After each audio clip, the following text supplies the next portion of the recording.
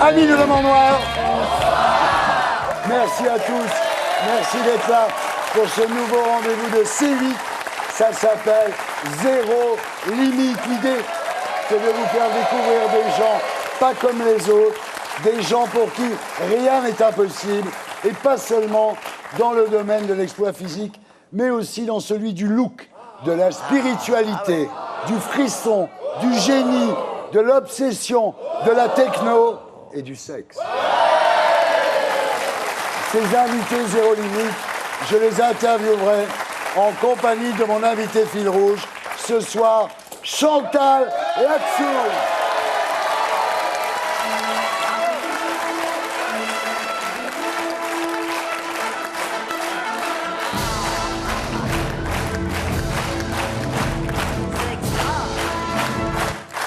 Accueil. Ah ouais, non, mais toi, c'est mérité. J'adore ce décor. Mais c'est joli. J'ai un saladier comme ça.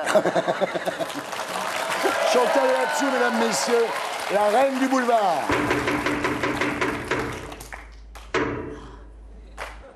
J'ai le trac. Oh Alors Chantal, après l'énorme succès de Nelson, vous êtes actuellement sur la scène du Théâtre Antoine, dans Peau de vache. Peau de vache. De Barry Egrédy, c'est un classique. Hein. Oui, après un lapin, je fais une vache. Si ben, vous c'est voulez. normal. Je suis une actrice animalière. Et ça marche très bien, évidemment. Formidable. La reine du boulevard, Très, ça ne très. peut que marcher. Alors, votre succès, je pense, c'est que vous aussi, vous êtes zéro limite, non? Je pense que je vais le plus loin possible. Quel est le truc le plus zéro limite que vous ayez fait dans votre vie, Chantal? Faire du stop la nuit. Quel est, Chantal, le truc le plus zéro limite que vous pourriez faire là, maintenant? Déshabillez-moi. Je peux pas avec le micro, je suis désolé, mais j'aurais fait. Oui, mais... Alors, Chantal, vous réagirez aux différents témoignages. Oui. Vous nous donnerez votre avis sur ce que ces Mais avec- gens racontent. Hein. Oui. Et vous, Vincent Cespedes, vous êtes mon sniper philosophique.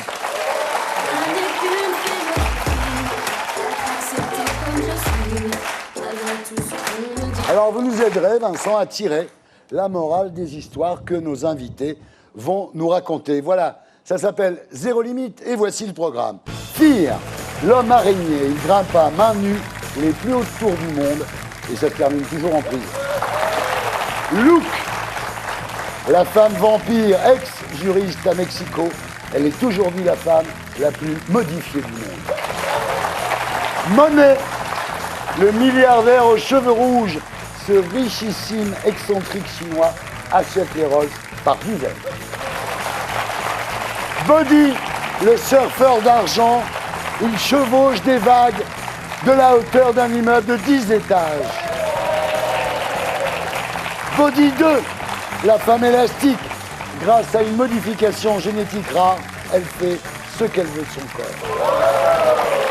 Sexe, le maître du donjon, le dominateur le plus recherché de Paris, fait naître le plaisir sous son fouet. Pour tous ces gens-là, sky is the limit. On passe maintenant au premier invité de l'émission. Mon invité est Fear.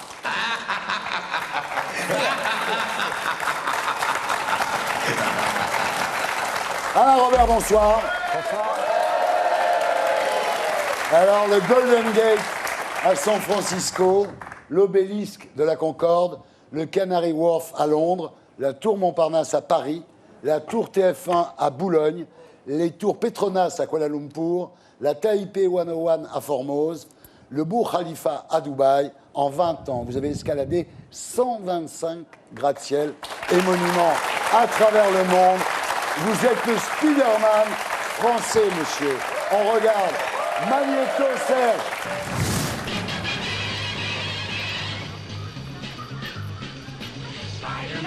Spider-Man does whatever a spider can. spins a web any size, catches thieves just like flies. Look out, here comes the Spider-Man. Is he strong? Listen, bud, he's got range. Alain Robert, mesdames, messieurs, qui est mon invité FIR ce soir. Son principe, c'est... Allez plus haut, allez plus haut. Alors, vous êtes né le 7 août 1962 à Digoin, en Saône-et-Loire, père ancien sergent-chef de l'armée de l'air à Oran. Et quand il est rentré en métropole, il vendait des standards téléphoniques. Ouais. Votre mère était secrétaire en Algérie et femme au foyer en métropole. Ce qui est incroyable avec vous, Alain, c'est que quand vous étiez enfant, vous étiez extrêmement trouillard. C'est-à-dire que la nuit, vous rêviez que vous tombiez dans un trou noir et vos cris vous réveillaient. Moi, quand j'étais môme, j'ai toujours rêvé d'être quelqu'un de courageux. J'avais comme héros Zorro, Robin des Bois, D'Artagnan. Et puis, de façon paradoxale, j'avais peur du vide, j'avais peur de mourir, j'avais peur de tout. De tout. Alors le deuxième problème, c'est que vous ne mangiez rien. Et évidemment, votre développement physiologique en a souffert. Et partout où vous alliez, vous étiez toujours le petit, quoi. Voilà. Le troisième problème, c'est l'école. C'est-à-dire que vous étiez gaucher. Putain, ta mère, elle a dû ramer. Ouais. Tu bouffais pas, tu foutais rien en classe, j'aurais foutu une balle, moi, je veux dire. Et pour vous rééduquer, on vous attache la main gauche dans le dos. Ce qui est pas mal parce que vous êtes devenu réellement ambidextre. Et un jour, Alain, c'est la révélation. Un dimanche après-midi, vous regardez un film américain tiré du roman La neige en deuil d'Henri Troyat. C'est l'histoire de deux frères qui entreprennent une expédition en haute montagne vers l'épave d'un avion. L'aîné veut trouver des rescapés, le plus jeune veut détrousser les cadavres. Et ce film vous ouvre les yeux sur la montagne. Vous dites finalement, l'aventure est à portée de la main. Il y avait comme ça un geste héroïque de deux petits mecs comme ça qui allaient s'attaquer à une grande paroi de 1000 mètres. Et bon, je me suis dit, c'est ça ce qu'il faut que tu fasses. Et voilà. Alors vers 10 ans, triste nouvelle, votre père a fait un infarctus du myocarde, votre mère est à son chevet à l'hôpital, vous devez vous débrouiller tout seul et un jour, vous partez au collège en oubliant les clés. Vous remarquez que votre mère a oublié de fermer la fenêtre. Et vous vous dites, je vais passer par la façade. C'était une excellente idée parce que... 7 étages quand même. 7 étages, exact. Ouais, non, c'était déjà très haut pour un gamin qui avait très peur du vide. Ouais. Mais il y avait le petit Alain Robert qui avait toujours rêvé d'être Zorro. Et finalement, au lieu de monter sur Tornado, j'ai monté le building. Vous êtes vraiment zéro limite. C'est marrant.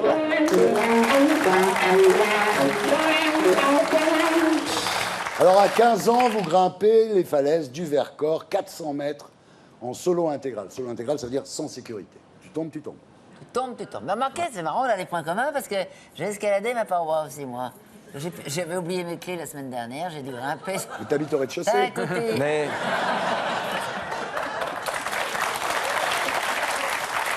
Alors l'escalade devient dès lors pour vous une drogue dure. Et là, vous avez votre premier accident. Vous tombez sur une plaque de glace. Et à l'hôpital, le médecin qui vous soigne est catégorique. Il vous dit, l'escalade, vous pouvez lui dire adieu. Et c'est vraiment, vous dit-il, le dernier sport à pratiquer quand on est épileptique. Et là, vous ne saviez pas, vous. en fait, je souffrais d'un vertige. Et du coup, grimper, on ne vous le conseille pas, même si vous êtes encordé. Et a fortiori, grimper sans corde, quand ça on est paraît épileptique, complètement débile. C'est très bizarre, effectivement. Mais il vous en faut plus pour vous arrêter. À 20 ans, vous décidez de grimper la mythique falaise de l'Ardèche qui s'appelle l'abominable homme des doigts. Et en solo intégral. En solo intégral, Chantal, c'est-à-dire... C'est-à-dire en solo intégral. Solo intégral. C'est-à-dire sans corde. Voilà. Bravo. C'est bien. Et vous dites, le solo intégral n'est pas un sport, c'est une ascèse. En quelque sorte, parce que je veux dire, les sports en général, ce ne sont pas des activités particulièrement dangereuses. Il y a le stress de ne pas remporter sa médaille, il y a le stress de perdre un match de football, mais il n'y a pas une histoire entre la vie et la mort. Alors vous tentez l'abominable homme des doigts, Le problème, c'est que cette fois-là, vous faites une chute de 20 mètres. Aïe, Vous tombez la tête première sur une dalle rocheuse. vache. Le bilan, 1 semaine de coma, peau déchirée, veine tranchée, os du bassin, genou, coude, poignet en miettes. Et le toubib vous dit, dans votre cas, on ne parle pas de fracture, mais de fracas osseux. Fracas osseux. Et tu t'en relèves encore. Et voilà. Oui, oui. C'est Et, le chevalier blanc. et tu crois pas, c'est vraiment Zorro, Mais c'est ça, oui. incroyable. Et là, pendant qu'il vous dit oubliez l'escalade, lui il pense quand est-ce que je pourrai regrimper. Quelques semaines plus tard, vous signez une décharge pour quitter l'hôpital, vous rentrez chez vous, et là vous faites votre rééducation.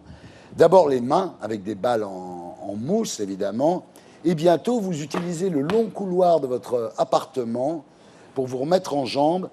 Vous le parcourez inlassablement avec les pieds posés sur les plinthes de chaque côté. Quelle volonté, Ah, il est incroyable, incroyable. Il installe une barre de traction et quelques mois plus tard, notre ami Alain enchaîne 700 tractions en 1 heure. Volonté. En 2 ans, vous recollez les morceaux, vous devenez une sorte de surhomme avec 3 doigts qui ne fonctionnent plus.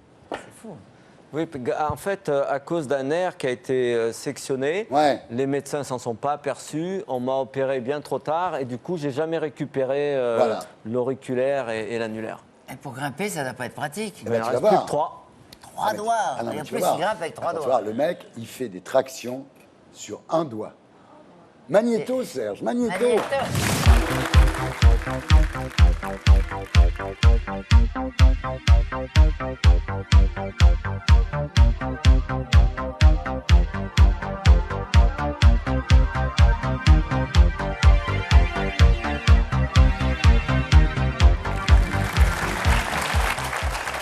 Dis donc, t'es costaud des doigts, hein? Ah ouais, fort des doigts. Ouais. On peut dire ça. Ça te donne des idées.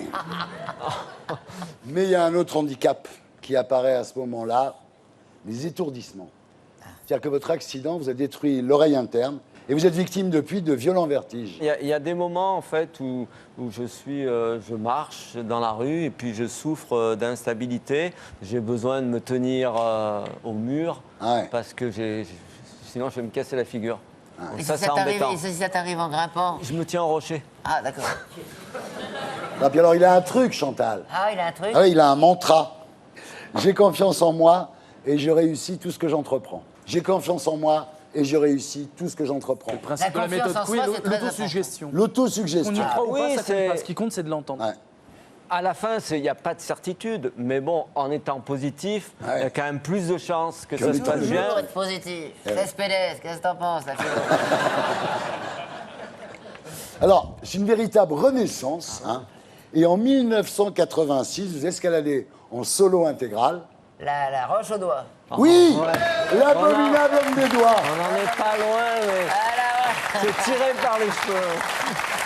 Alors évidemment, un jour, une marque de montre vous propose un contrat de sponsoring pour une escalade, celle d'un gratte-ciel à Chicago, mais il est absolument impossible d'obtenir les autorisations. Vous y allez quand même. Alors, ce qu'il faut savoir, quand vous allez escalader, je vous le dis, un gratte-ciel sans autorisation, il faut monter très très vite les 60 premiers mètres. Parce qu'après, les pompiers arrivent et leurs échelles ne peuvent pas aller au-dessus de 60 mètres. Et Alain le sait très bien. Alors, la deuxième difficulté, c'est la surface vitrée. Parce que là, effectivement, Ça il glisse. n'y a pas de paroi rocheuse à laquelle s'accrocher. Oui, mais alors dis donc sur les vitres, comment t'es fait? Ah, faudrait passer, t'as des doigts Il collants. a des ventouses au bout des doigts, bah oui. Comme les petits sapins Non, il collants. s'accroche. Enfin, c'est- Il y a des cadres, il y a des Ah, petites oui, fissures, Ah là là, on verrouille. rien que d'y penser, ça me donne le vertige personnellement. Et là, au sommet de la tour Citigroup, vous découvrez une autre adrénaline. Vous découvrez une jungle d'acier d'où jaillissent des gratte-ciel dans lesquels se reflète le ciel. C'était extraordinaire parce que d'un seul coup, il y avait un nouveau terrain de jeu Ouais. qui était énorme. Ouais. Il y avait des gratte-ciel et il y avait des défis. Ouais. Et ça fait 22 ans maintenant. Voilà. Ça se termine souvent avec des menottes. Ensuite, entre 1994 et 2016, vous escaladez 125 gratte-ciel et monuments. On regarde Magnéto, Serge. really wanna make you mine. 4, 5, 6, come on and get your kicks. Now you don't need the money when you look like that, do you, honey? Big black boots, long brown hair. She's so sweet with her get back stare. Well, I could see you home with me, but you were with another man, yeah. I know we ain't got much to say before I let you get away, yeah.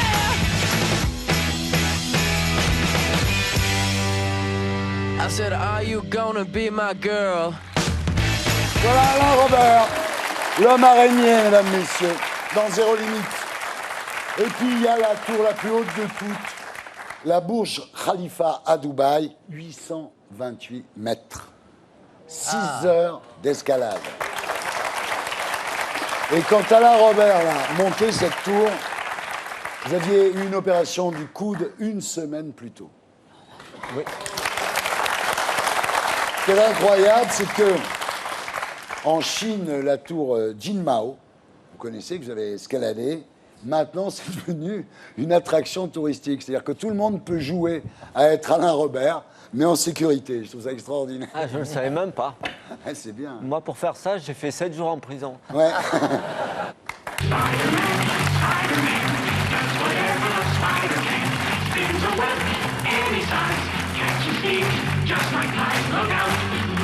Alors, quand on vous demande si vous avez peur, vous dites bien sûr que j'ai peur. Mais je tire mon plaisir de l'exercice spirituel qui consiste à dominer cette peur. C'est ça votre truc, en fait. Exactement. C'est-à-dire qu'il développe la peur, lui donne cette force. C'est l'envie de vivre. Je veux dire, quand vous avez deux options, la vie ou la mort, Oui. si vous n'êtes pas suicidaire, qu'est-ce que vous choisissez? La vie. Voilà. Tu vois que tu pourrais le faire. Tu pourrais monter. On y est, hein. On va faire un duo. Hein. Allez, on fait un duo. On est un peu coiffés pareil en plus. Alors, quel est le truc le plus zéro limite que vous ayez fait dans votre vie? Bah, justement, pour moi, c'est d'avoir dit merde à la médecine. Ouais. C'est pas à eux Ouais. de décider de C'est ce pas que... laisser condamner, quoi. Exactement. Ouais. Donc je crois que c'est vraiment la chose dont je suis le plus fier dans mon parcours. Alors, si vous voulez voir ce que Alain Robert voit, si vous voulez vivre ce que Alain Robert vit, allez sur Dailymotion et regardez le tournage que nous avons réalisé en 360 degrés. C'est extrêmement impressionnant parce qu'on est à sa place quand il monte la tour NJ à la Défense. Voilà. Alors Chantal, maintenant arrive le moment où je demande à l'invité fil rouge son avis. C'est formidable d'aller au-delà de sa souffrance, voilà. d'aller au-delà de ses forces et de toujours vaincre comme ça. Je trouve que c'est un exemple magnifique. Magnifique. Non, mais- C'est un courage. Alors Vincent, est-ce que dans le cas d'Alain Robert, on peut parler de surhomme à la Nietzsche, c'est-à-dire tout ce qui ne te tue pas te rend plus fort? Bah, en fait, ce qui est confondant, c'est que votre simplicité, quoi. Vous êtes plus fort que Spider-Man, il a encore des pouvoirs, Spider-Man. Il a la toile plus fort que Batman, qui a ses gadgets. Vous êtes vraiment un super-héros, mais super simple. Ouais. Et ça, c'est assez nietzschéen, parce que Nietzsche, c'est le philosophe qui dit effectivement ce qui ne te tue pas te rend plus fort. Donc là, c'est un exercice de dépassement de la peur. Mais surtout, c'est celui qui nous dit, en fait, ne te noie pas dans ton nombril, dans ton moi, dans la contemplation narcissique de toi-même. Tu es quelque chose que tu dois dépasser. C'est le philosophe qui nous incite à toujours nous dépasser nous-mêmes. Et j'ai l'impression que vous êtes un exemple vivant d'une sorte de sagesse dans sa simplicité, comme les plus grands maîtres d'arts martiaux peuvent l'être, par exemple.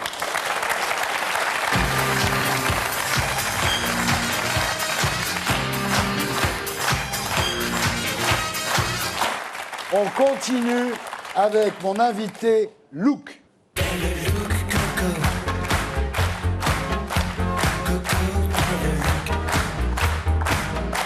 Maria Rosset, Christerna, bonsoir. Après 10 ans de mariage avec un homme terriblement violent, vous avez voulu reprendre le contrôle de votre vie, à commencer par votre corps. Vous êtes la femme vampire. On regarde Magnéto Serge. Hey ain't no mercy, ain't no mercy. Got that purple Lamborghini lurking. Ain't no mercy, ain't no mercy. Got that purple Lamborghini lurking. Maria Rosset, Christiana, mesdames, messieurs, qui est mon invité look ce soir.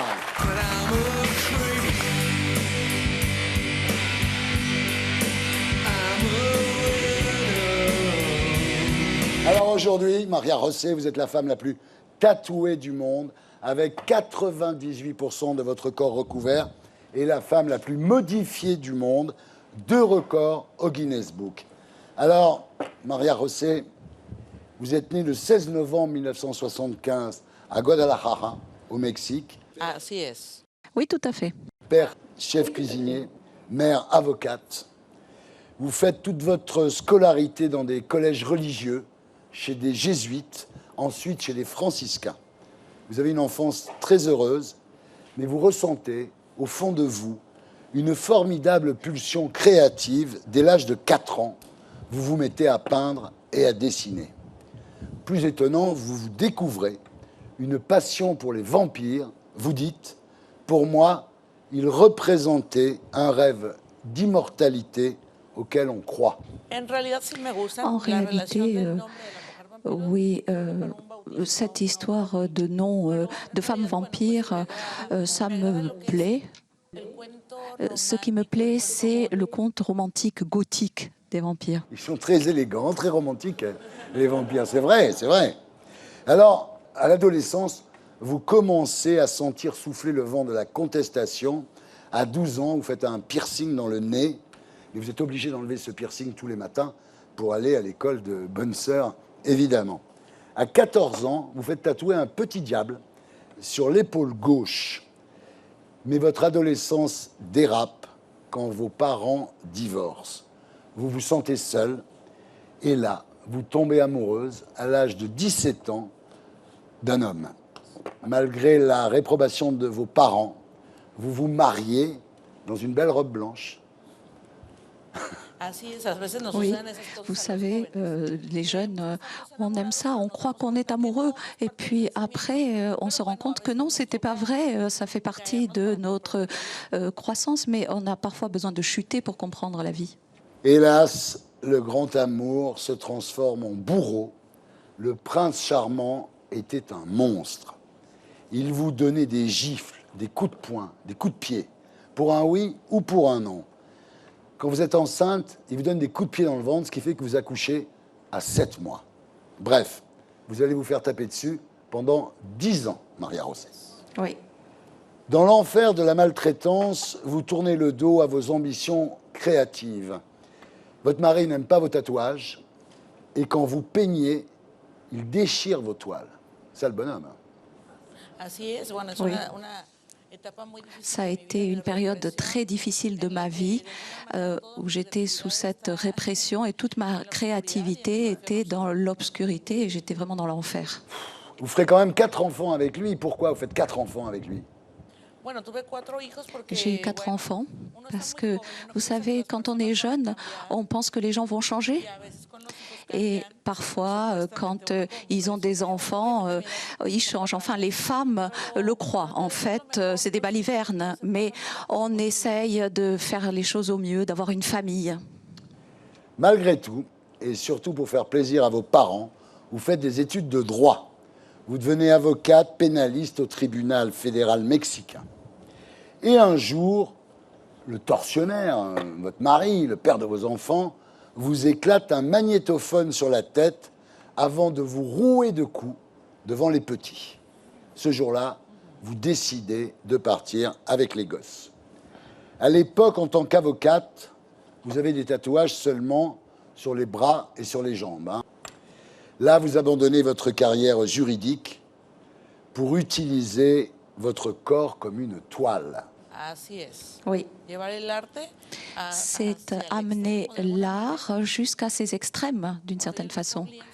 Je suis moi-même la meilleure toile qui soit. Ouais. Zéro limite. Exacto. Oui, exactement. Après le mariage, donc raté, vous trouvez ce moyen de vous réapproprier votre corps qui avait été effectivement tellement maltraité par cet homme. Vous devenez bientôt, vous êtes aujourd'hui, une tatoueuse professionnelle. Oui. Depuis que j'étais enfant, je faisais de la peinture, depuis que j'avais 4 ans. Et à partir de 14 ans, je faisais des tatouages. Et j'ai repris cet art, je suis tombée amoureuse de cet art et j'ai compris qu'il faut faire ce qu'on veut dans la vie et pas ce qu'on vous dit de faire. Et puis en plus, faites des implants en silicone ou en titane. Et pour vous, en fait, c'est une couronne qui représente votre succès en tant que femme. Oui, exactement. Pour moi, c'est comme me couronner moi-même. Ce sont des implants, mais certains pensent que ce sont des cornes. Chacun pense ce qu'il veut, mais en fait, c'est une couronne. C'est une couronne, voilà. Alors, vous avez également des implants dans les bras, dans les mains. En fait, souvent, pour donner du relief au tatouage. Ça fait un peu des tatouages en 3D, finalement. Hein. C'est très particulier. Alors, vous avez également des piercings partout. Vous avez des anneaux écarteurs des oreilles. Ça, c'est une tradition aztèque. Hein. Oui, exactement. Ce sont les ancêtres millénaires de ma terre. Vous avez des scarifications sur le visage. Et vous avez la langue fendue comme la langue des serpents. Faites voir.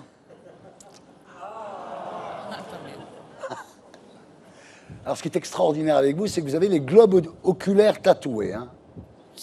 Comment on fait? C'est une infiltration avec un pigment. Ce n'est pas une teinture, hein. C'est une autre procédure. Oui, ça fait mal et puis c'est définitif. Mais finalement, quand on veut faire quelque chose, on le fait. Alors, vous avez les dents limées. Vous avez un peu comme des crocs de jaguar, hein, vos dents. Ouais, des crocs de jaguar. Hein. Ah, il y a vraiment zéro limite.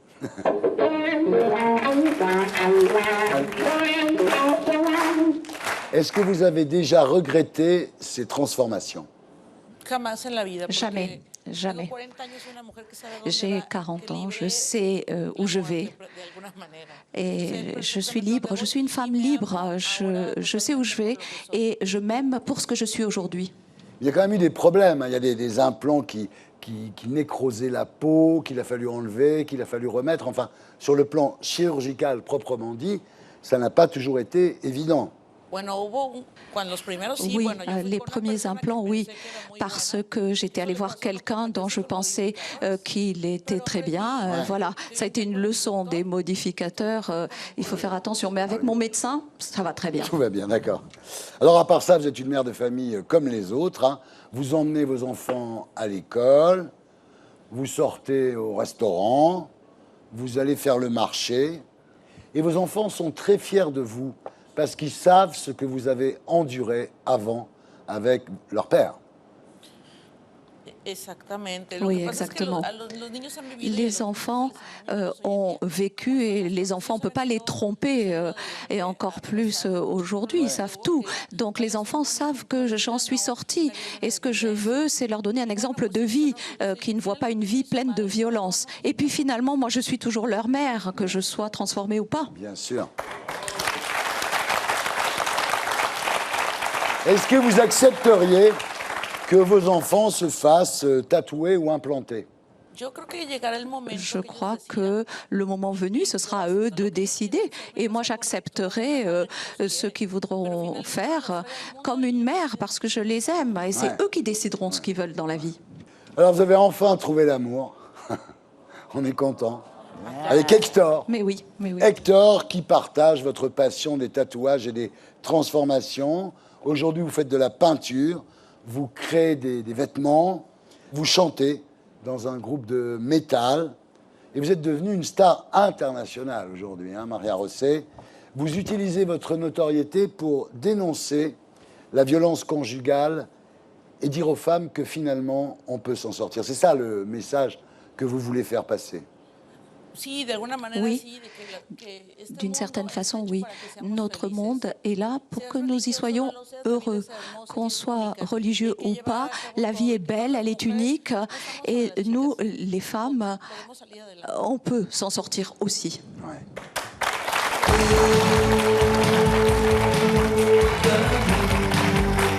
Il faut le tatou.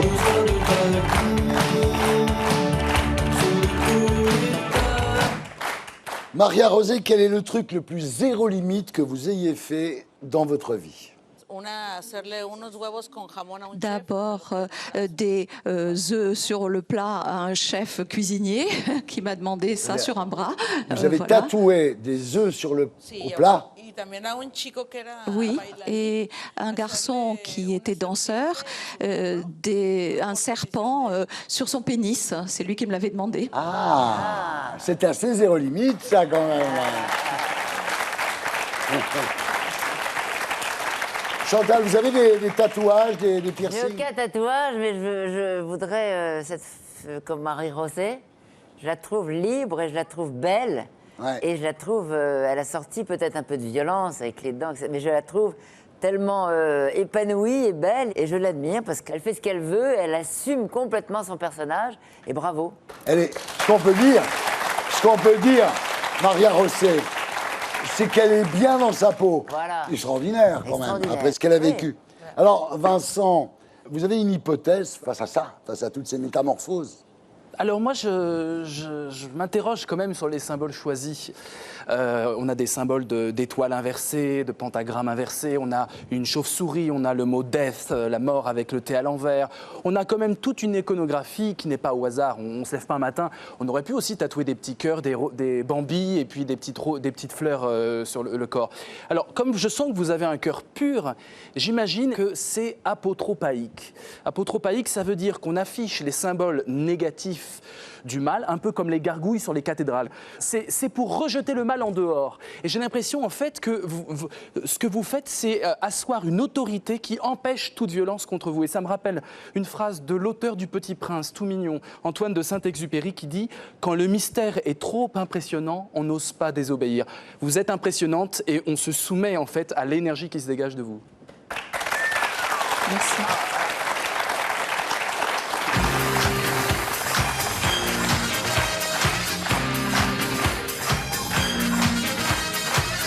On reste dans Zéro Limite avec notre séquence monnaie.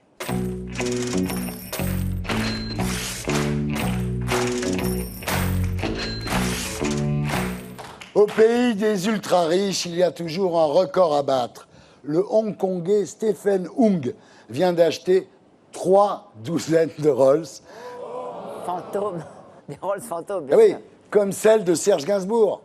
Là-bas, sur le capot de cette Silver Ghost de 1910, s'avance en éclaireur la Vénus d'argent du radiateur. Stephen Hung est le plus excentrique de tous les milliardaires. Il dit « Quand j'ai compris que mes clients me prenaient pour un mec sérieux, j'ai abandonné le costume 3 pièces des businessmen. » Sa femme est évidemment ex-top modèle, elle a 30 ans de moins que lui et elle allume ses cigarettes avec un briquet Dupont à 1 million d'euros. C'est le minimum. La dernière idée de Steph, c'est le Louis XIII, un hôtel casino inspiré de Versailles, décoré par une descendante des rois de France, Tania de Bourbon-Parme. Le Louis XIII, c'est des suites à 100 000 euros la nuit, hein, Chantal, je vous le dis tout de suite, ça sera l'hôtel le plus cher du monde. Stephen Hung, le milliardaire aux cheveux rouges, on regarde à quoi ça ressemble, Magnéto, Serge. Bienvenue dans un univers où les voitures sont des Rolls sertis de diamants. Bienvenue dans un univers où les appartements sont des palaces. Bref, bienvenue dans la vie zéro limite de Stephen Hung, le dandy supra-fortuné de Hong Kong. Stephen commence sa vie comme étudiant en médecine, mais il comprend vite que la médecine c'est bien, mais que faire de l'argent c'est tellement mieux. 1981, Californie, il décroche un MBA en business. Puis il fait ses premières armes avec Papa, un promoteur de Hong Kong. Il rejoint ensuite la Citibank avant de se mettre à son compte au début des années 90. Aujourd'hui, Stephen fait partie des ultra-riches et possède cet appartement du Bel Air, la résidence la plus fastueuse de Hong Kong, dont il aime également sillonner la baie dans son yacht de 30 mètres. Et côté déco, il a des goûts très simples. Là, c'est un tableau de sa femme dans lequel il a fait incruster un diamant jaune de 1 carat. Et oui, le diamant, c'est dans les détails. J'aime beaucoup jouer avec les diamants. Bon, pour l'or, on a compris. Pour le rouge, c'est la couleur de la chance et du succès chez les Chinois. C'est le symbole de la vie, de la prospérité, de la chance. C'est pour cette raison que j'aime autant cette couleur. Toujours dans les symboles, Stéphane est très exigeant en ce qui concerne les femmes. Déborah, en l'occurrence, mexicaine et ancien mannequin, ça va de soi, rencontrée à Hong Kong alors qu'elle était en vacances. Une femme à son image, passionnée par ce qui brille. Elle est vraiment très lourde, mais j'adore cette robe. Elle est très délicate. Et comme son homme, Déborah adore ce qui est unique. Ils ont mis mes initiales ici. Le luxe, ce sont des choses que vous désirez, mais dont vous n'avez pas nécessairement besoin.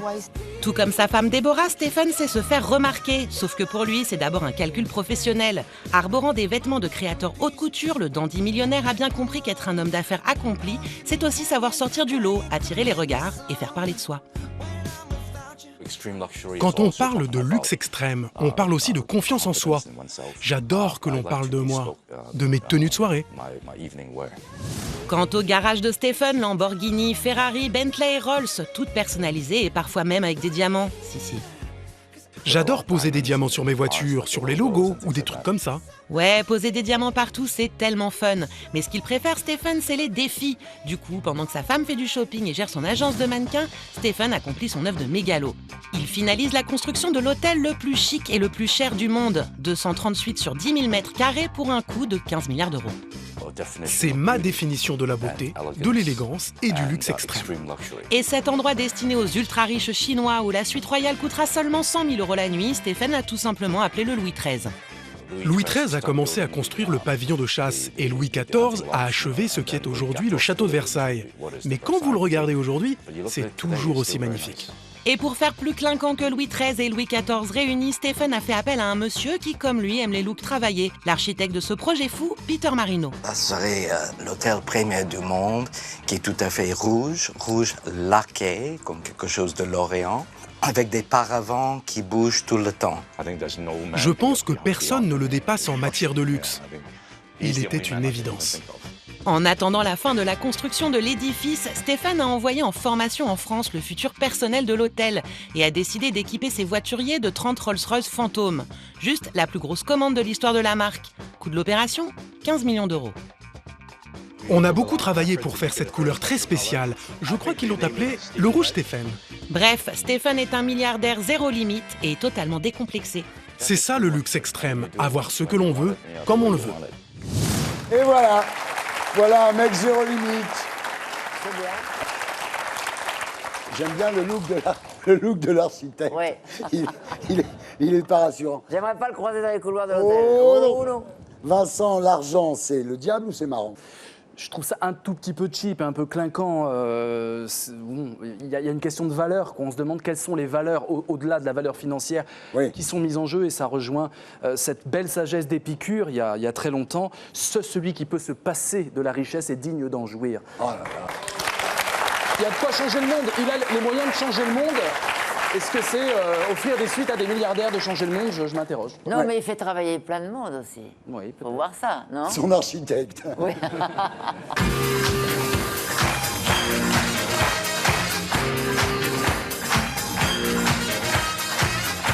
Vous êtes sur C8.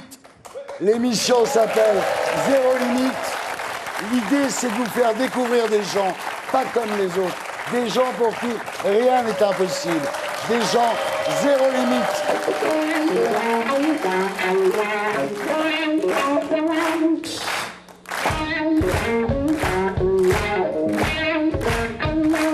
Avec nous, la reine du boulevard, Chantal Latsou, la plus zéro limite des comédiennes.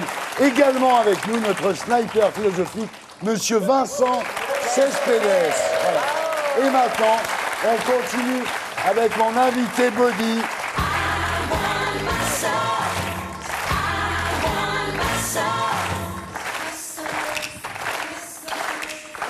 Benjamin Sanchez, bonsoir. Le 11 septembre 2014, vous avez explosé tous les records en surfant la plus grosse vague du monde, 33 mètres de hauteur, qui a l'équivalent d'un immeuble de 10 étages. Vous êtes le surfeur d'argent. On regarde Magnéto Serge.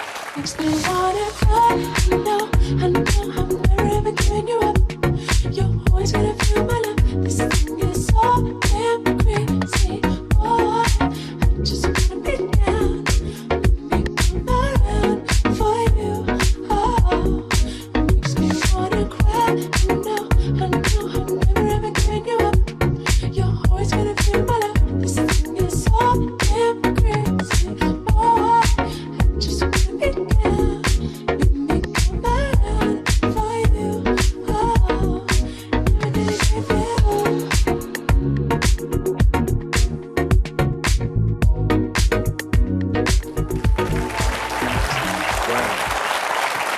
Benjamin Sanchis, mesdames, messieurs, qui est mon invité body ce soir.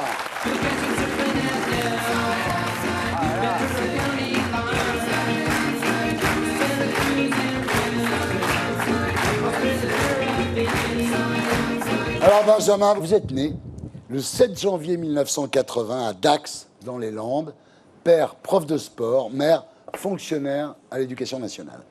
Votre père a un club de plage à Osgore, vous grandissez là, vous adorez vous faire rouler dans les vagues et vous dites « j'étais le petit rat des plages ». Exactement. Vous avez commencé très jeune. Oui, en fait, mon père m'a mis sur une planche de surf à 6 ans, un été comme ça, et j'ai appris à nager à son club de plage, je me faisais rouler dans les vagues pendant l'été, et c'est venu naturellement en fait.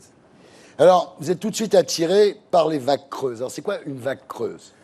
Vous voyez ce phénomène quand la vague arrive sur la plage et qu'elle casse directement sur le sable? Ouais. Ça fait une espèce de tube. Ouais. Et voilà, là, c'est creux. Ah d'accord, c'est ça la vague creuse, comme ça on le sait. Il y a un trou dedans, quoi. Il y a un trou dedans, voilà, il y a un tunnel. Ce sont les pires, mais ce sont celles que vous préférez, Benjamin. Voilà, Les vous meilleures. êtes comme ça. À 14 ans, vous voulez surfer les vagues de la plage nord à Osgore, où les vagues mesurent 4 mètres quand même. Tu te rends compte, hein. À 14 ans. Ouais, c'était un peu notre Himalaya en fait, c'est la référence de là où on habite, et donc c'est à ça qu'on se mesure quand on est jeune en fait. Ouais. Jusqu'à 20 ans, vous faites pas mal de compétitions, mais dès que vous avez le bac, vous arrêtez. Vous dites, dans la compétition, on pense à battre les autres. Dans les grosses vagues, il faut être en harmonie avec la nature, prendre le temps de faire les choses. Oui, c'est ça en fait. Moi, je voulais pas me battre, je prenais pas de plaisir en fait à faire des compétitions. Ce que je voulais, c'était parcourir le monde et surfer toutes les vagues que j'avais vues dans les magazines et les vidéos toute ma jeunesse. Et c'était ça que je voulais faire. Alors, vous avez réalisé le rêve de tout surfeur, hein, l'été permanent, le Endless Summer. C'est-à-dire qu'en fait, vous faites le tour du monde à la recherche des belles vagues. Quoi, voilà. C'est génial comme vie, quand même, C'est génial. non? Alors, mais il y a des gens qui ont des bonnes vies. Hein. Pourquoi les surfeurs sont toujours beaux? Excusez-moi. Et lui, il est beau. Hein. Il est beau. Attends, Là, je dois dire. Là, il n'y a rien à dire. Même Cespedes à côté.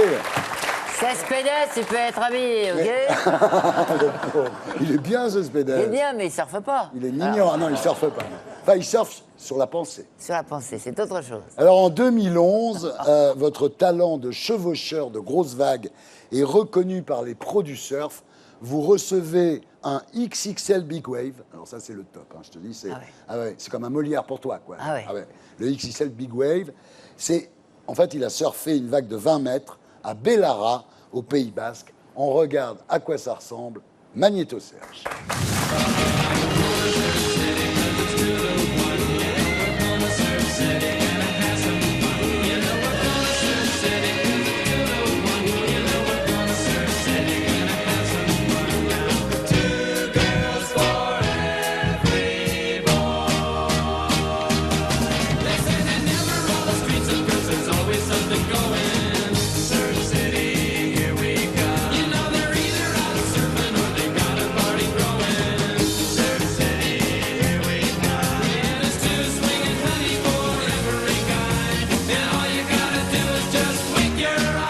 Benjamin Sanchis, mesdames, messieurs, qui est mon invité Bobby ce soir. Alors, vous dites, attention, je ne suis pas un fou furieux. C'est-à-dire évidemment, derrière tout ça, j'imagine qu'il y a un entraînement du diable, non? Je m'entraîne pas mal, comme vous voyez là, à la boxe, piscine aussi. Et pourquoi il te tape, lui, là? En fait, c'est un peu pour c'est comme quand la vague vous donne des coups, pour être prêt à pas trop bouger. Alors, stabilisé. Vous dites, je suis en quête de la vague parfaite dans des conditions parfaites. Pour être le bon jour au bon endroit, même si c'est à l'autre bout du monde, évidemment, il y a la météo. Alors vous dites, on chasse les dépressions, quitte à traverser la planète en 24 heures pour arriver au bon endroit, le bon jour. Ouais, exactement. Ouais. On monte dans un avion et on traverse la planète, c'est ça. Est-ce que votre vie de couple souffre de tous ces voyages? Non, pas vraiment. Tu es en couple, alors? Il est souvent absent. Tu m'avais pas dit. Chantal, il est souvent absent. Ta femme surfe aussi? Un peu, ouais, mais des toutes petites vagues. Elle m'énerve déjà, elle. Alors, le truc le plus dangereux dans tout ça, c'est ce que vous appelez la machine à laver. C'est-à-dire quand la vague explose et que le surfeur est entraîné dans les remous, qu'il n'a plus accès à la surface. On ne distingue plus le haut du bas. C'est cauchemardesque, hein, ça. Oui, c'est ça, on ne sait plus où on est. Et le pire de tout, en fait, c'est quand on n'a pas le temps de remonter à la surface. avant la deuxième vague. Alors quand on est dans la machine à laver, il n'y a pas grand-chose à faire. Hein. On peut fermer les yeux, faire le vide, et puis c'est tout. Puis Ouais, voilà, on attend que ça se Et passe. attendre Ouais. que ça passe. Et des fois, ça passe pas. Des fois, c'est plus ou moins long.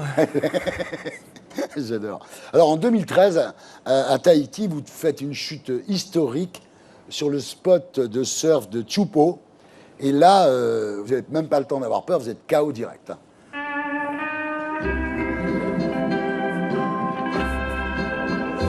Alors racontez-moi, vous n'avez même pas senti la chute, là, ce qu'on appelle le wipe-out.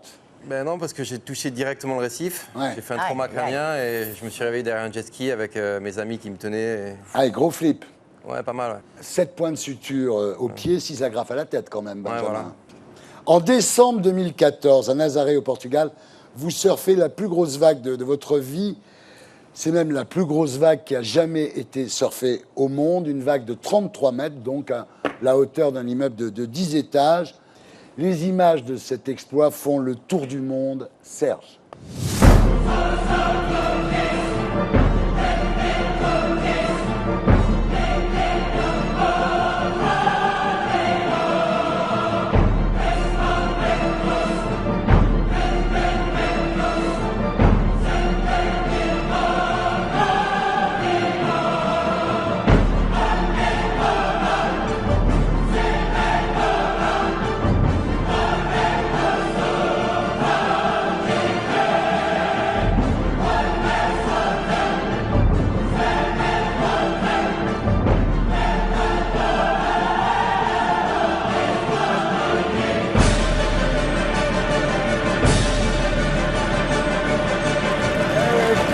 Benjamin Sanchez, mesdames, messieurs. Incroyable exploit. Le record du monde. Alors, ce qu'on sait moins, c'est que ce jour-là, vous avez vraiment vu la mort en face. Il faut dire que le spot de Nazaré au Portugal est connu pour casser les planches des surfeurs. Il y a des courants, il y a des falaises. Et ce jour-là, dans la machine à laver, vous avez failli perdre votre gilet de sauvetage. À ce moment-là, il ne faut pas paniquer, il faut garder son calme. Oui, en fait, c'est ça qu'on m'a appris, c'est vraiment faire le vide et attendre que ça se passe. Alors on espère évidemment dans ces cas-là qu'il n'y aura pas une deuxième vague. Il y avait une deuxième vague, il y en avait même une troisième. Hein. Et là, la falaise se rapproche et vous êtes récupéré in extremis par un jet ski. C'est un miracle. Hein. Mais en fait, c'est mon partenaire qui m'a mis sur la vague, c'est lui qui accuse de la vie et c'est vraiment mon binôme. Ah ouais, il a intérêt à être... hein. Il faut lui faire confiance en fait. Faut être soudé. Hein, ouais. En janvier 2016, vous tentez un nouvel exploit, défier Jaws. Alors Jaws, c'est la vague mythique d'Hawaï. Vous surfez une vague de 18 mètres et là, vous y allez à la force des bras. Il n'y a pas un jet ski qui vous amène, hein, comme on dit, vous y allez à la rame, prise à la rame. Hein. Magnéto Serge. I love the colorful clothes she wears and the way the sunlight plays upon her hair. I hear the sound of a gentle word on the wind that lifts her perfume through the air. I'm picking up good vibrations. She's giving me the excitations. I'm picking up good vibrations. She's giving me the excitations. Good vibrations. She's giving me the excitations. Good vibrations. Il maîtrise la vague. Non, non, je ne le fais pas, mais... En fait, j'ai vu confiance. comment tu faisais, parce que j'ai bien regardé. Je pense que je vais essayer les prochaines vacances. J'ai dit, il faut que tu restes sur la crête de la vague, là-bas. Faut regarder l'horizon. Il faut regarder l'horizon, rester sur la crête de la vague, ne jamais se retrouver sous le blanc. Voilà. Ça va. C'est mieux, c'est mieux. Ouais.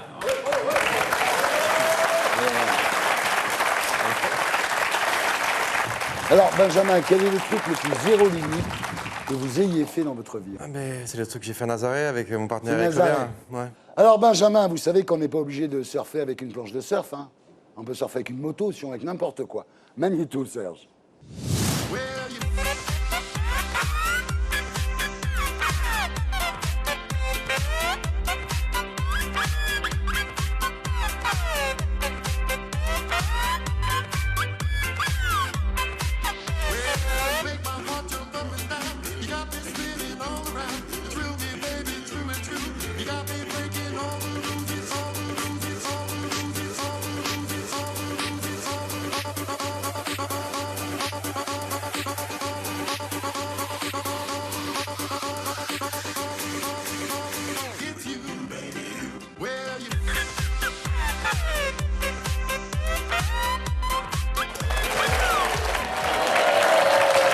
Une moto. Incroyable. Est-ce que vous avez vu, Chantal, le nouveau jeu japonais à la télé? Non. Qui s'appelle la machine à laver, avec des candidats qui rentrent dans une machine à laver. Ils sont complètement et malades. qui doivent ceux-là rester aussi. le plus longtemps possible dans la c'est machine horrible. à laver. C'est incroyable. C'est incroyable, non? Je pense Ça à ça existe parce que. Non, ça n'existe pas. Elle croit tout ce que je lui dis. Tout ce que je lui dis, elle le croit. Ceci étant, Vincent Cespedes, dans la vie aussi, on peut être dans la machine à laver. Hein. Bah oui. Ça s'appelle un burn-out, Ouais, tout c'est ça, simplement. pas mal. Alors, est-ce qu'il y a des philosophes surfeurs? Il y a un intellectuel de très haut calibre, Joël de René, futurologue, biologiste. À 20 ans, c'était un des pionniers du surf français avec son frère. À Biarritz. À Biarritz, exactement. Sur la côte des Basques. Il a continué à plus de 70 ans. Il était accro, il Sur se disait des addict. très grandes planches. Exactement. Elle s'en souvient. Ah oui, les grandes planches en bois, là. C'est beau, pas? Ah bon, les premières planches étaient Ce très qui est grandes. intéressant avec Joël de René, c'est que plus tard, il analyse la société fluide et il dit le surf, c'est la vie, mais la vie aussi, c'est le surf. Il identifie les deux. Alors, il y a un autre philosophe, un des plus grands du XXe siècle, Gilles Deleuze, français aussi. Gilles Deleuze, lui, il surfe pas, mais par contre, c'est le premier qui s'intéresse au surf, à tel point que des surfeurs l'invitent à la Nuit de la Glisse en 85. Vous savez, ce spectacle où on voit ces images-là. Et il y va, et il en revient très impressionné. Il dit ce qui le fascine, lui, c'est comment on peut entrer dans une onde préexistante. Comment on peut entrer dans un mouvement qu'on n'a pas engendré nous-mêmes. Et Gilles Deleuze, ce qui est vraiment formidable avec lui, c'est qu'il dit il y a une autre façon de penser qui intéresse la philosophie dans le surf. C'est une école de vie, c'est une école de philosophie aussi, un peu. La philosophie doit s'y intéresser. Donc, ce qui explique peut-être une certaine forme de spiritualité qui se dégage de certains surfeurs. Une morale du surf.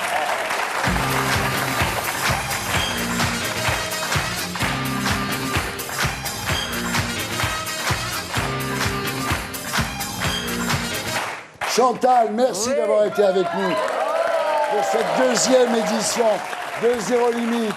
Je rappelle que vous êtes sur la scène du Théâtre Antoine, dans Peau de Vache, le chef-d'œuvre de Barillet et Grédy, que ça marche très bien. Merci, merci Chantal, merci beaucoup.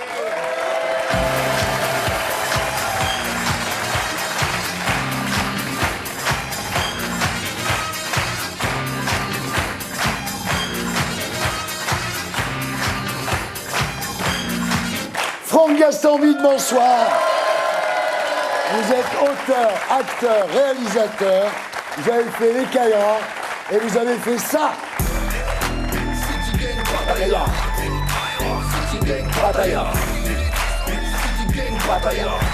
Et voilà, Pattaya, donc City Gang par Seth Gecko, extrait de la bande originale du film Pattaya, qui a fait combien d'entrées? Bah, on doit être à 2 millions. 2 millions, mesdames, messieurs. 2 millions. Je crois que je dois vous devoir 300 ou 500 000 places. Bah écoutez, c'est avec plaisir, j'adore ce film. Et maintenant, il est en DVD. Donc tout le monde peut aller se l'acheter, se le passer en boucle, exactement comme moi. Alors là, vous faites le reboot du fameux film Taxi pour Luc Besson, c'est ça? Je suis en train d'écrire. C'est-à-dire que Oh là là. Luc Besson nous a confié les clés de la 407. Putain. On va essayer d'en faire quelque chose de bien. J'en suis sûr. Alors, vous êtes ici ce soir, Franck, parce que vous êtes vraiment zéro limite. Quel est le truc le plus zéro limite que vous ayez fait dans votre vie? Je dressais des ours, moi, tu sais. Ouais. Ça, c'était un peu zéro limite parce que être en contact avec des animaux qui peuvent te tuer, c'est quand même un drôle de délire. Ouais. Un coup de patte et... Ah ouais. Et voilà, c'est C8, c'est Zéro Limite, l'émission des gens Zéro Limite Time.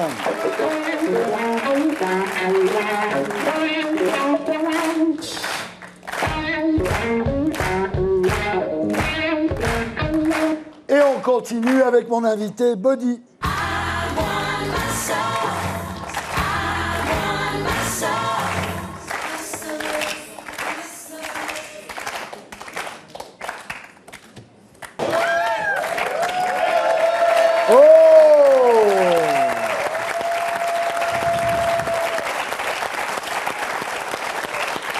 Quand même, si, tu applaudis.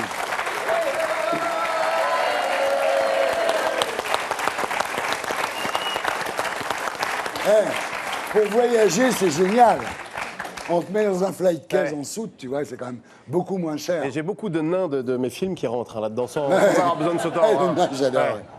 Scarlett Shakers, bonsoir. Bonsoir. Grâce à une modification génétique rare, le corps de Scarlett est en chewing-gum. Scarlett, c'est la femme élastique. On regarde à quoi ça ressemble. Magnétosphère.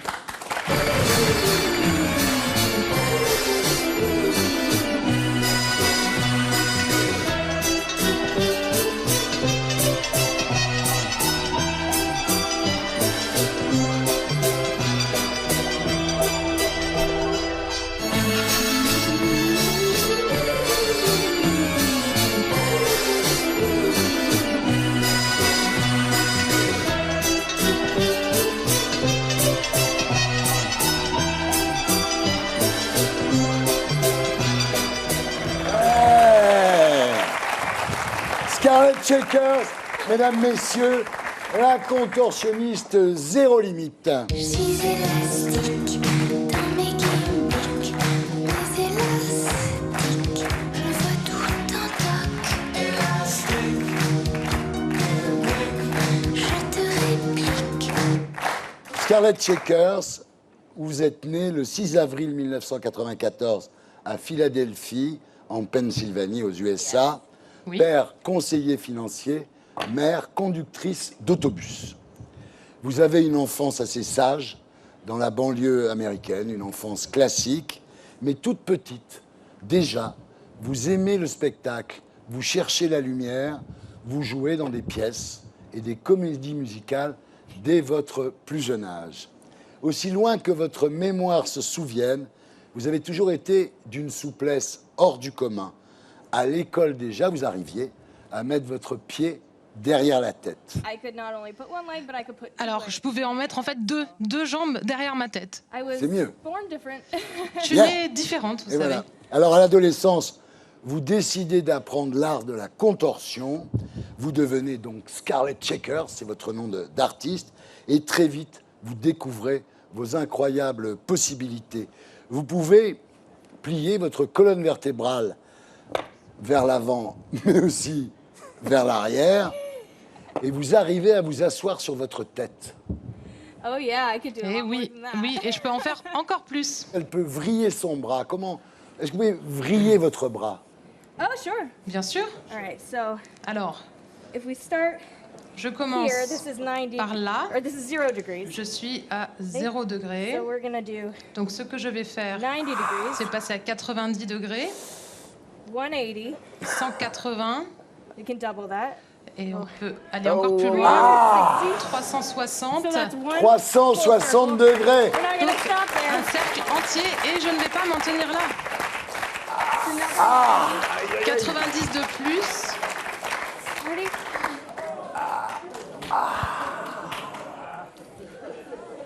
Woo. Ready? Vous êtes prêts? Ouais. Non. Ah, bizarre. Alors, est-ce que par exemple, toi, tu peux te lécher le coude? Ah, bah, c'est le classique celui-là. C'est Bien classique. sûr que non. Bien sûr que non. Benjamin non plus. Bon, Vincent, je ne vous demande pas. Est-ce que vous pouvez... Regarde, elle va se lécher le coude. Yeah, I actually have a really great story. En fait, j'ai une très belle histoire qui accompagne cette requête. Quand j'étais très jeune, j'avais 4 ou 5 ans, mon père, conseiller financier, m'a dit que si je pouvais lécher mon coude, il me donnerait $1 million. J'ai écouté et je lui ai dit d'accord, je vais essayer. Et comme vous le savez, c'est impossible normalement. Mais je crois que mon père me doit toujours ce $1 million parce qu'il ne croyait pas que je pouvais le faire, moi non plus d'ailleurs, donc je n'ai même pas essayé. Jusqu'à ce que j'ai 18 ans quand j'ai commencé le contorsionnisme. Et maintenant, je sais que ça n'est pas impossible. Et voilà, mesdames, messieurs, voilà enfin quelqu'un qui se lèche le coude. Ça fait des années qu'on en parle. Il y a une chose que vous pouvez faire aussi, c'est décoller votre peau. Alors, c'est quelque chose que j'ai de naissance. Ah, c'est extraordinaire. Extraordinaire. Double chin. Vous êtes, en fait, elle est comme Elastic Girl dans Les Indestructibles de Pixar ou L'Homme élastique des 4 Fantastiques de Marvel. C'est exactement la même chose. En fait, Scarlett, vous êtes atteinte d'une maladie rare et grave qui s'appelle le syndrome d'Ehlers-Danlos. Vous produisez très peu de collagène. Et le collagène, c'est ce qui assure la rigidité, en fait, du corps, des muscles, de la peau, des os, etc. Alors, il n'y a aucun traitement contre cette maladie, mais vous avez su transformer votre handicap en avantage. C'est ça qui est extraordinaire avec vous. Oui, en fait, c'est ça mon traitement. C'est une forme de thérapie, ce que je fais. Je me sens bien, j'aime la réaction du public quand je fais quelque chose que eux ne peuvent pas faire et ça me fait me sentir bien. Vous l'avez dit, j'ai toujours cherché l'attention, les lumières, les projecteurs et quand les gens applaudissent, eh bien, ça m'encourage à faire ce que je fais. Ça vous soigne. En fait, le handicap de Scarlett est à la fois une malédiction et une bénédiction. C'est assez extraordinaire.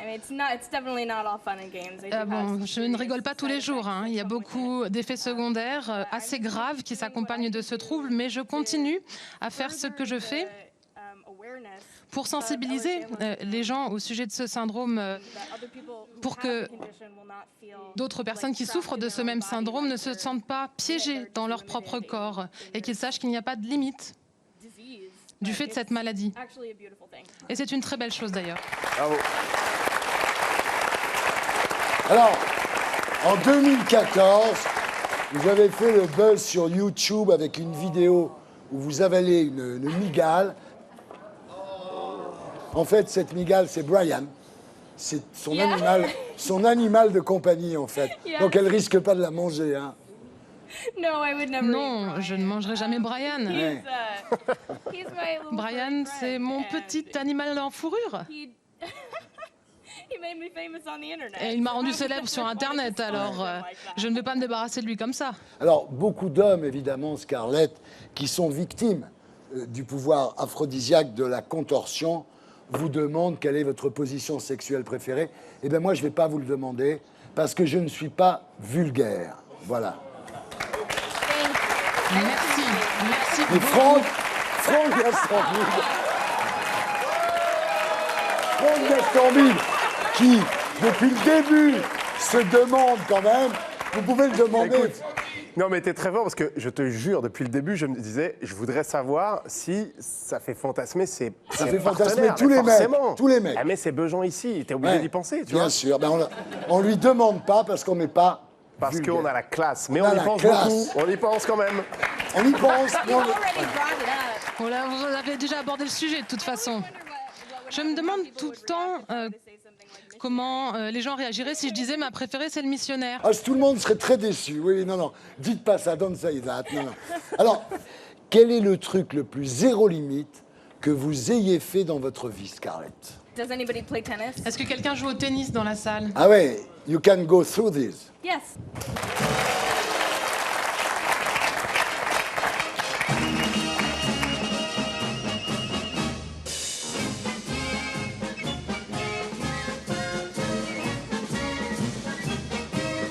Tu vois, elle se démet les bras.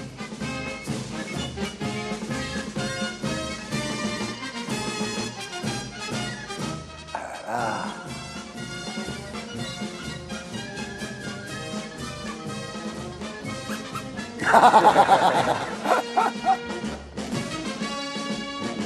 Ah.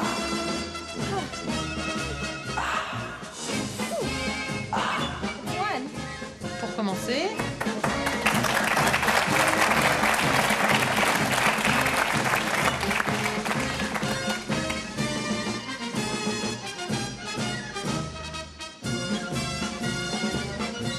Oh là là. Oh. Ah.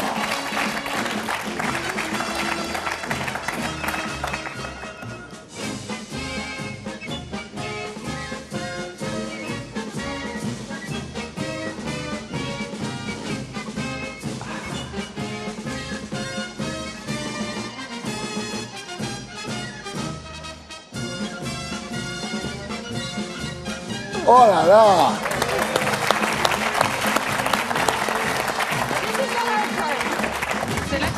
difficile. Oh. The hardest part. C'est là because I que ça have a se really, corse. really big Parce que j'ai vraiment un très gros tutu. tutu.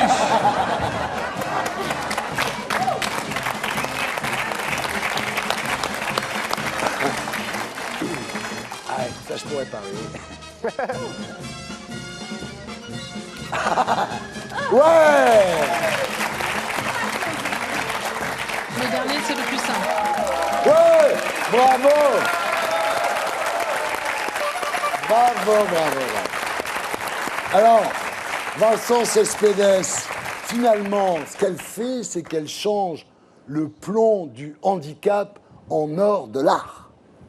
Oui, c'est le phénomène de la résilience. Et là, vraiment, on sent qu'il y a une grande extase à avoir trouvé sa voie. Moi, j'ai une question. On compare souvent dans des pratiques comme le yoga ou le qigong la souplesse du corps et la souplesse de l'esprit. Ça va ensemble. Est-ce qu'on peut être contorsionniste et être psychorigide? Est-ce qu'on peut être un peu straight dans l'esprit ou est-ce qu'il faut aussi une souplesse intellectuelle, une souplesse de l'esprit? Je crois que oui, il faut avoir les deux. Donc oui, ça nécessite une grande flexibilité d'esprit, une grande volonté. Mais oui, je crois que les deux sont nécessaires. Hein. C'est pas facile d'être contorsionniste, hein. C'est pas simple. Merci beaucoup. Merci beaucoup. Merci Benjamin. Merci d'avoir été avec nous. Thank you. Thank you for coming in this show. Thank you very much. Merci à tous les deux. Et nous, on se retrouve après la pub avec le maître du donjon.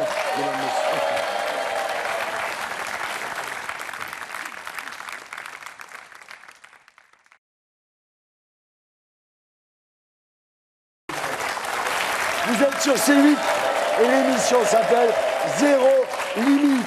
L'idée, c'est de vous faire découvrir des gens pas comme les autres, des gens pour qui rien n'est impossible, des gens zéro limite.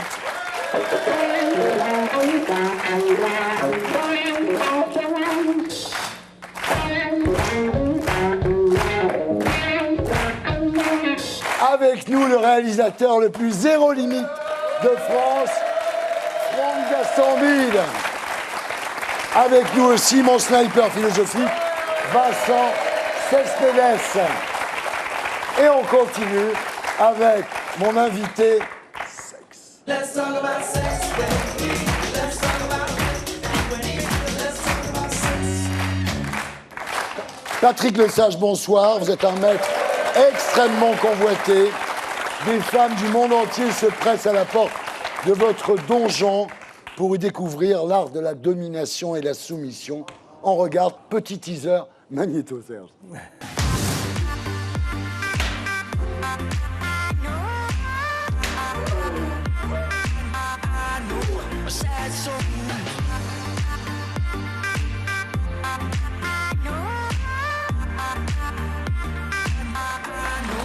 Eh oui, vous êtes le maître du donjon, Patrick.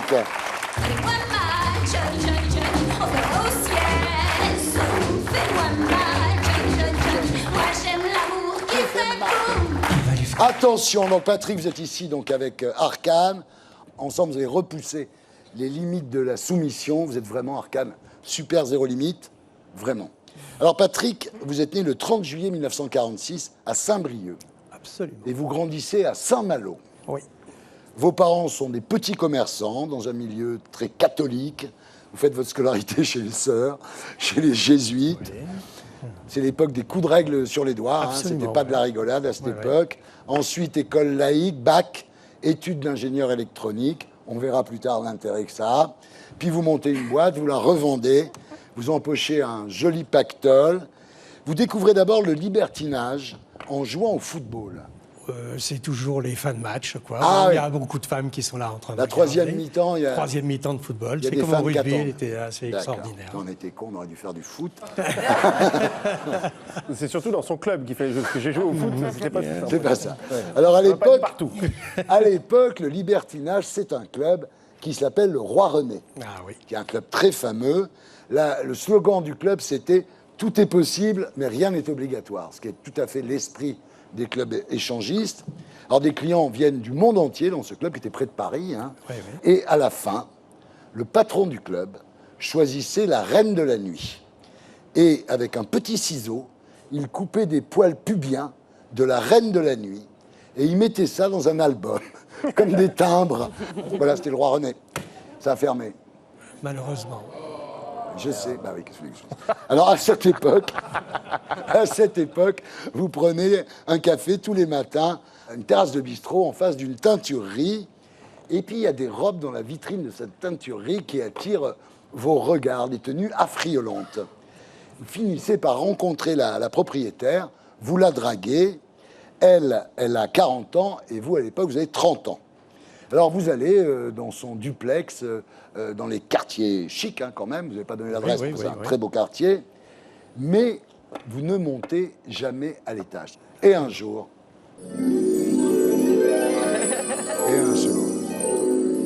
et voilà, un jour vous montez, Patrick, et vous tombez dans la potion magique. Absolument. Vous arrivez dans un donjon, il y a des fouets, il y a des chaînes, il y a des martinets, il y a des godemichés. Ouais. C'était fascinant. Ah, extraordinaire, oui. Extraordinaire, voilà. Bien, j'étais l'élève. Voilà. Et je suis vite devenu le professeur. Oh oui, oh oui. Alors, justement, Gladys vous explique qu'elle vient de perdre son maître dominateur dans un accident et que vous êtes le sosie. Alors, est-ce que c'est vrai, ça? Ah oui, oui, absolument. Ah, c'est vrai. Où c'est incroyable, c'est que ouais. un jour, je suis assis dans le salon de cette femme, et il y a sa maman qui rentre et qui s'exclame en disant « Pierre, Pierre !» Alors qu'il était mort. Il était mort depuis 2 ans. Ah ouais, donc c'est vraiment le sosie de Pierrot. C'était incroyable. Ouais. Et alors, cette Gladys va vous former, elle va vous initier à la domination. Alors, l'histoire va durer un peu plus d'1 an. Vous êtes son maître, elle est votre soumise. Vous apprenez les mots, vous apprenez la mise en scène, vous apprenez à fouetter sans laisser de traces, parce qu'elle est danseuse dans un cabaret. Dans un grand cabaret parisien. Faire gaffe, quoi. Hein. Mais alors, le problème, c'est que Gladys n'aime pas le sexe. Son plaisir était basé uniquement sur la domination. Ah oui, c'est ça. Donc, pour vous... Les contraintes, etc. Ouais.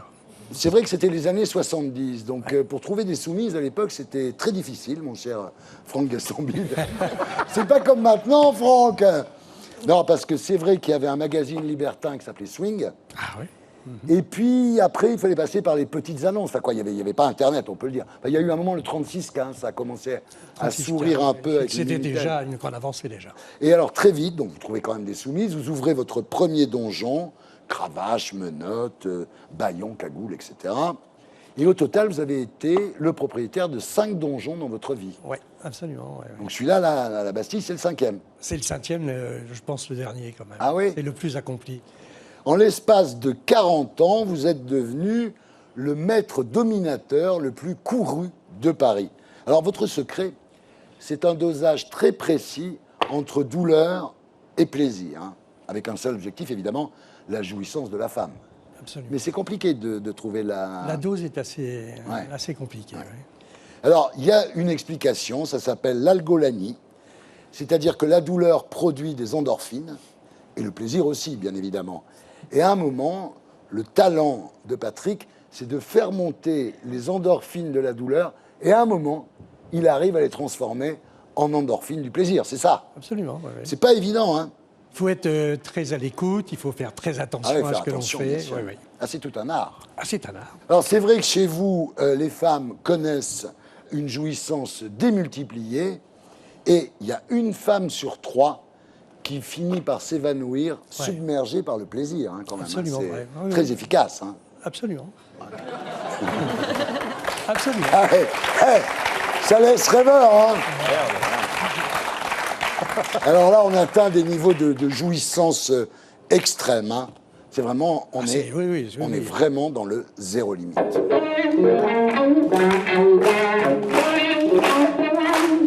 Alors, ce qu'il faut préciser, Patrick, c'est que la plupart des femmes qui viennent chez vous sont accompagnées par leur mari. Pourquoi? Parce que dans un couple, la domination est très difficile à assumer. Parce qu'un mec, un jour, il rentre de chez Carrefour, sa femme range les courses dans le frigo, par exemple. C'est pas possible de dire à sa femme comme ça. Ouais, vas-y. Tiens, ici, salope. Ben voilà, tu vois, je veux dire... Elle va ranger les poireaux après ça. Donc, voilà. Mais c'est toute l'histoire. C'est toute l'histoire. En fait, quand les couples viennent chez Patrick, vous faites ce que les maris ne font pas. Absolument. En fait, je suis le bras droit. Vous êtes l'ombre du maître. Oui, c'est ça, l'ombre du maître surtout. Le Ah, premier arrêtez-vous, livre devait Arcane. s'appeler comme ça. Non, mais d'ailleurs, L'ombre du continuez, maître. mais je sais pas si je vais... Parce qu'elle lui caresse la cuisse, là. Franchement, moi, il y a un moment, je vais pouvoir faire l'émission. Bon, alors, c'est gratuit d'aller chez vous, et pourtant, vous avez une clientèle très aisée. Oui. Des hommes politiques, des industriels, des gens de médias, des acteurs, des réalisateurs, des philosophes, des réalisateurs de télévision. Oui. Oui.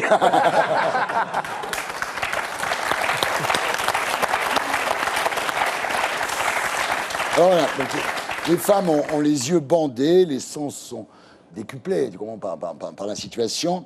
Alors la séance, c'est vrai, ça commence vraiment dans un confessionnal? Oui, souvent. Quand c'est la première fois qu'elles arrivent, on commence par le confessionnal. Une confession? Une confession, je leur demande ce qu'elles ont fait de mal, si elles avaient un amant, par exemple. Vous leur donnez des punitions, quoi. Elles ont des punitions. C'est autre chose que dire 3 Notre Père et 2 Ave Maria. C'est plus agréable. Oui. C'est plus agréable. Alors ensuite, vous commencez à pratiquer votre art. Les soumises vous appellent monsieur. Ouais. Et puis il y a l'électricité. C'est vrai que depuis le Marquis de Sade, les choses ont bien évolué. Il n'avait pas ça. Oui. Et c'est là que votre formation d'ingénieur en électronique vous sert. Parce que monsieur Patrick Lesage a inventé un godemiché électrique ultra moderne, qui est un appareil extraordinaire et qui rend l'homme complètement archaïque, voire inutile. Et là, il n'y a pas de concours possible. Hein. Ouais. Il a perdu d'avance. Arcane, vous avez déjà utilisé le godemiché électrique Oui. Oui, très souvent. Et alors 2 fois, 2 en même temps, 3 en même temps, oui, ouais. Très bien, oui. C'est beaucoup mieux qu'un homme. Attendez, 3 en même temps. Alors, à la fin de la séance de domination donc de Patrick, c'est plusieurs hommes, donc c'est le fameux gangbang. Oui, parce qu'on ne peut pas faire de la domination sans terminaison sexe. Bah ouais, oui. Alors, donc à ce moment-là, vous avez combien? 4, 5 mecs? 10, 15 même. Ah ouais. Oui, c'est suivant la demande. Et alors, les mecs viennent, ils savent qu'ils sont god sur pattes, quoi. God à pattes. God à pattes. Oui. Il y a des god à pattes. Ouais. Votre maximum, c'est combien, Arcane? Beaucoup. Oh, 40. C'est Alibaba, là.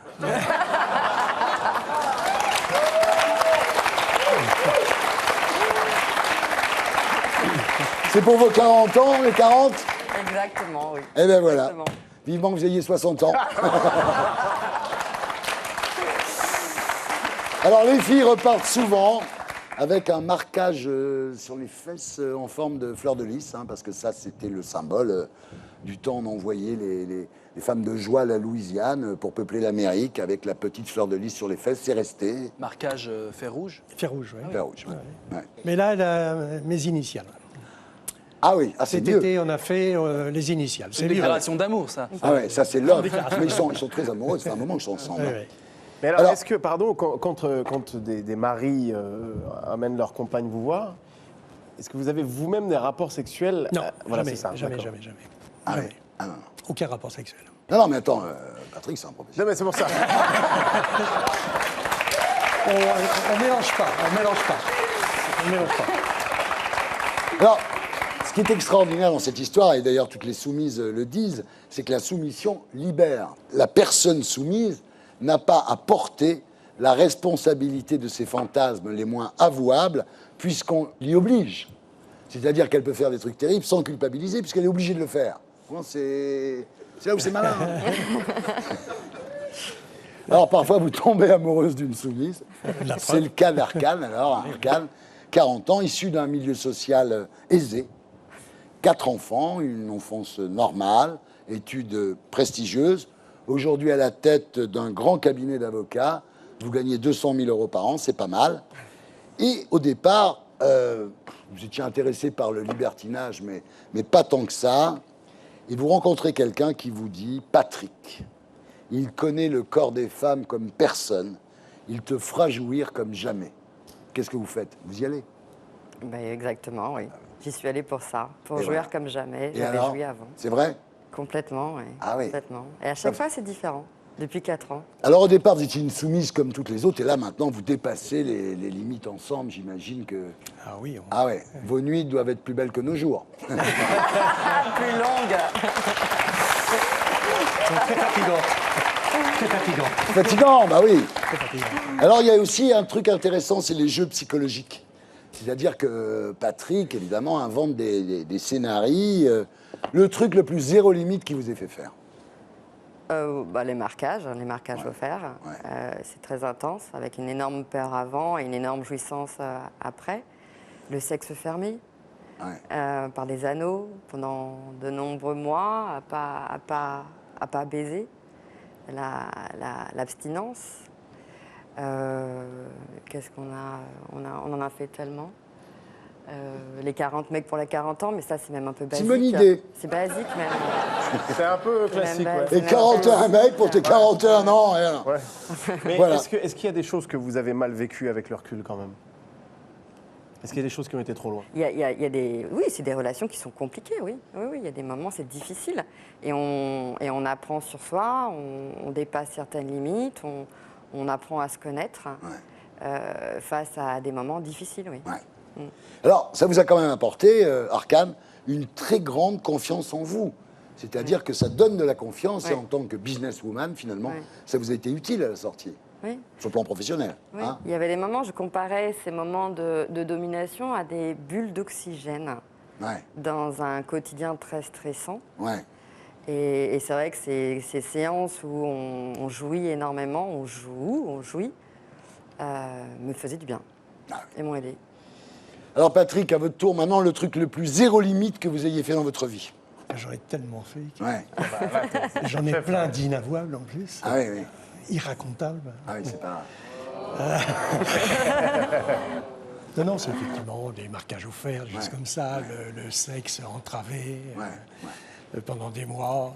Vous savez, vous allez samedi soir, Franck. Non, mais tu sais, des fois, t'as l'impression que t'es un peu chaud comme mec. Tu tombes sur cela, tu dis non.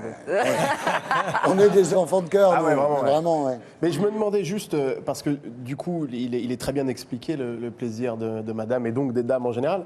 Et le vôtre, là-dedans, c'est quoi exactement? Qu'est-ce que vous ressentez? C'est extraordinaire, c'est le plaisir de dominer, le plaisir de donner du plaisir, c'est quelque chose de fantastique, ça, quand même. Hein, d'avoir une femme en face de soi et puis de lui donner la jouissance qui n'a pas d'équivalent, quoi. Plaisir d'offrir, joie de recevoir. Ah oui. Absolument, c'est vrai. Alors, Vincent Cespedes, le marquis de Sade, libérateur ou tortionnaire? Alors justement, j'essayais, peut-être par des formations professionnelles, d'essayer de qualifier un peu cet exercice étrange. Parce que quand on dit sadisme, on se réfère à Sade, et Sade, c'est pas un rigolo. Sade, c'est quelqu'un qui va faire peut-être ce qui est peut-être un fantasme de dominant, c'est-à-dire dominer des gens qui ne sont pas consentants. Il va dominer une mendiante, la fustiger, la séquestrer. Là, ce qu'on a avec vous, Patrick, c'est vraiment du consentement. On a affaire même à des personnes qui viennent de milieux aisés, donc on n'a même pas de rapport financier, etc. Oui, ça, c'est un point très important quand même.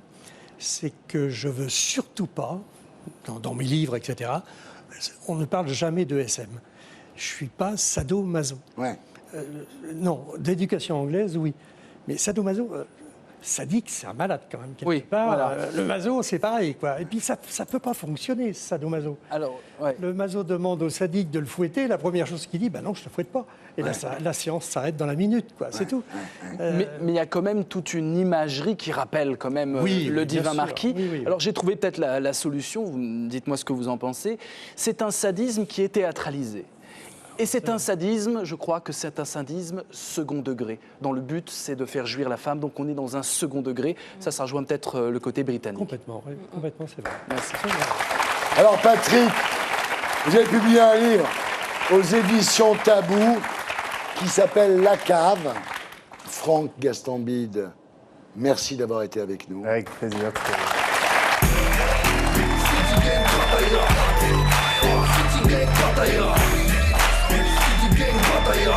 Patrick, merci d'avoir été avec nous. Arcane, merci d'avoir été avec nous. Vincent, merci beaucoup. Voilà, c'était Zéro Limite. On se retrouve samedi à 19h pour Salut les Terriens. Merci à tous ceux qui m'ont aidé à faire cette émission. Nicolas Torrent, Vincent, Stéphane Simon, merci Alexandre Thérèse, Nicolas Torgeman, Serge Calfon. Merci à tous. On a passé un très bon moment. À bientôt. Et pour être sûr de ne rien rater de Inarditube, abonnez-vous et mettez un pouce bleu.